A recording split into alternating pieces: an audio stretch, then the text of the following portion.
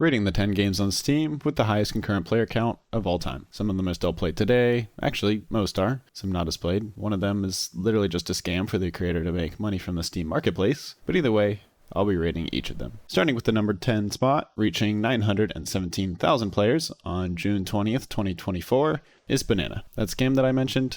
Yeah, that's this one. But what is Banana, you may ask? Well, it's a program that allows you to click on a banana in order to increase the number of bananas that you have. That's about it. But it sounds so simple, you may ask. Why are so many people playing it? Well, the reason I say it's a scam is because you are able to sell the bananas that you get on the Steam marketplace, meaning that people are able to make money from this game. And in fact, that's really the only reason people have played it, is to sell their bananas on the Steam marketplace and try and make some money. As you play the game, you can get different types of bananas at different rarities, and they sell for different amounts, with the Cyberbanana currently being the most expensive one, going for over $700. Now here's the beauty of this. The creator of the game gets a cut every single time someone sells one of their cards on the Steam marketplace, meaning that despite the game being free, the person who made the game has made a whole bunch of money. The reason why some of these bananas are so expensive is because it's entirely made up by the developer, meaning that they're able to control the rarity, how many of those types of bananas come out, and perhaps just give themselves on Steam some of the rare bananas to sell themselves. Now, thankfully, Banana is one of the games that has fallen off a little bit, currently sitting at about 10,000 players, but that is still over 10,000 people buying and selling bananas on the Steam shop, making more money for the creator. But I can't say I'm too mad at the developer. Came up with an idea, they saw an opportunity, and it worked out for them. I think based off of the fact that it's not really even a game, I'm going to go ahead and put it in D tier. At number 9, with a peak of 953,000 back on March 5th, 2022, we have Elden Ring. I don't need to say too much about Elden Ring, you guys all know about it. From Software took the Dark Souls formula that works so well, made it open world, and had seemingly everyone on Steam playing it. Friends, family, people online streaming it. Everyone's going to get enough of this game. Being able to combine the core concept of fighting a boss that is clearly too difficult, losing to that boss, learning a little bit, and then getting slowly better and better until you're able to actually beat the boss, with the open worldness of other games like The Witcher or even Breath of the Wild, where you're able to choose which fights you want to fight, see that you are way too underleveled for a certain boss, come back a little later date when you're stronger, choose what build you want, choose the items you want, where you want to go in the world, or even if you just want to skip parts of the content entirely. It all worked so well. There's still over 32,000 people playing at the moment. S tier. At number 8 is Cyberpunk 2077. On release, December 10th, 2020, it hit 7 digits with over 1 million players all playing at the same time. Unfortunately, those 1 million players were met with a buggy mess that was not ready at all for a full release. The game had terrible performance, specifically on last generation consoles, with the frame rate often dropping below 20 FPS, long load times, low resolution textures, the game often crashing, constant bugs, NPCs would randomly disappear, cars would fall through the road. It got so bad that Sony actually removed Cyberpunk from the PlayStation Store for about 6 months, which almost never happens. And it had one of the sharpest declines of all time, going from 1 million to less than 50,000 in less than 2 months. However, CD Projekt Red, in the months and years since, has actually done a great job of improving the game, fixing a lot of the bugs, fixing the optimization, and bringing the game to where it really should have been on launch. Today it still sits at about 50,000 people, meaning that it hasn't really dropped off since the initial drop off when the game first came out, and has actually increased in players. And today is honestly a really good game. Props to CD Projekt Red for making it come back in a game that we haven't seen since No Man's Sky, sticking with it, making sure that the players got the game that they actually deserve. I think the biggest reason people enjoy this game is because of the world that they've built. Driving around Night City, taking in the sights, reading the signs, watching the people, it's honestly really enjoyable. They did a really good job of capturing the futuristic steampunk feeling that they were going for. For that reason, A tier. At number 7, we have Dota 2, with an all-time peak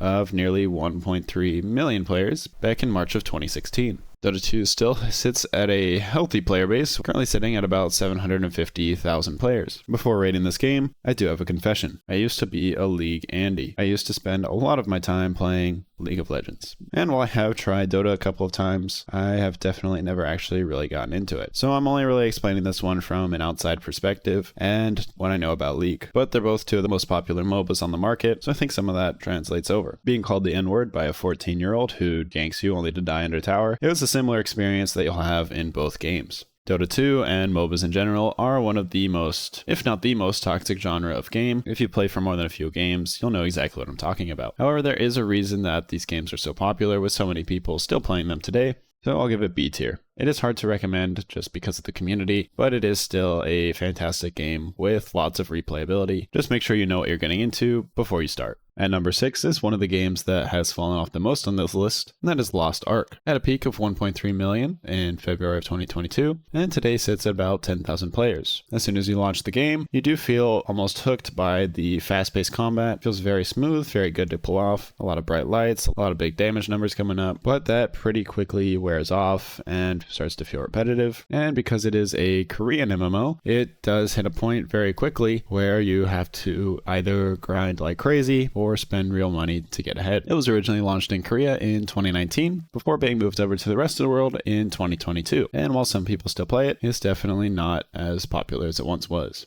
C tier.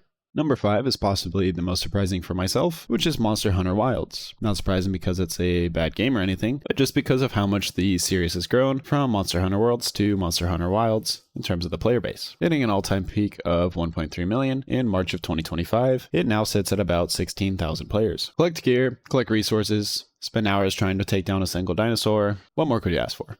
B tier. If I'm glancing over that one, it's because, well, I haven't really gotten into it. I've tried playing it a couple times, but I just can't seem to get into it. However, I know that just because I haven't liked it doesn't mean that it's not a great game and that other people enjoy it. So I am leaving it at B tier. Number 4, we have Counter-Strike 2. You guys all know about Counter-Strike. This game doesn't need an introduction. If you're watching this video, you already know what Counter-Strike is, realistically. It has an all-time peak of 1.8 million back from April 12th of 2025. And it is the game on our list that is still the closest to their all-time peak, currently sitting at over 1 million players. Counter-Strike is and has long been one of the biggest esports in the world, and I think part of the reason for that is because of how easy it is to watch. Regardless if your 14-year-old son, your neighbor, your 90-year-old grandpa, whoever it is, starts watching the game, they'll immediately understand what's going on. Person with gun, shoot other person with gun. You try showing that same 90-year-old League of Legends, and they'll have absolutely no idea what the fuck is going on. But just because it's easy to watch does not mean that it's easy to play. It has one of the highest skill ceilings of any game on our list, and it makes it all the more impressive when big plays are pulled off during major tournaments. And don't even get me started on the Steam marketplace for this game, with everyone selling their skins. Now, it does suffer from the same fate as Dota 2 with a toxic community, however, it's not nearly as bad.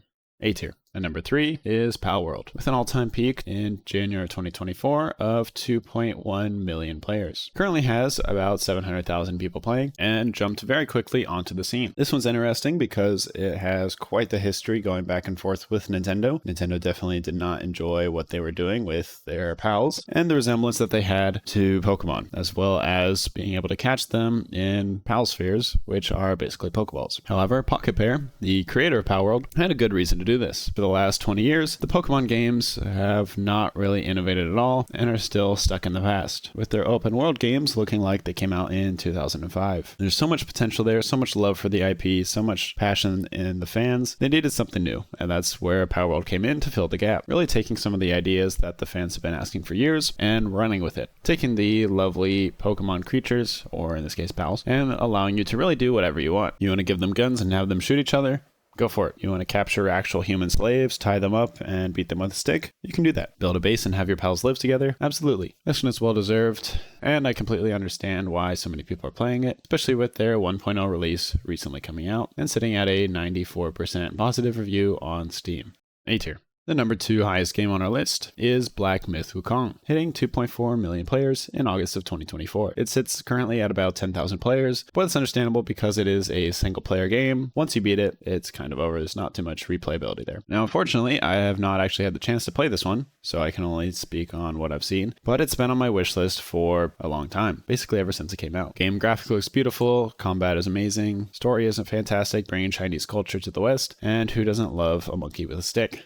S tier. And last but not least, we have PUBG, which 8.5 years ago in January 2018, which is crazy that 2018 was 8.5 years ago, but anyways, it hit 3,257,248 players at the same time, making it the number 1 game on our list and the game on Steam with the highest concurrent player count. It still has a very healthy player count, regularly hitting over 750,000 people every single day. I think PUBG was in the right place at the right time when it came out to really take off. Between PUBG and Fortnite, the battle Battle Royale scene took over the world by storm, and people seemed to really love it. However, for those who didn't want to play against a bunch of 12-year-olds on Adderall who were cracked out of their minds, building giant palaces in seconds to protect themselves, they were able to play PUBG, with the proximity voice chat being a big reason why it got so big. For a lot of hilarious moments to go viral and encouraged other players to play. B tier. But that's our list. Last time I made one of these, I got a whole lot of comments telling me about how I was wrong and how I should never make anything ever again. So let me know in the comment section below why I'm wrong this time, and I'll see you guys next time. See ya.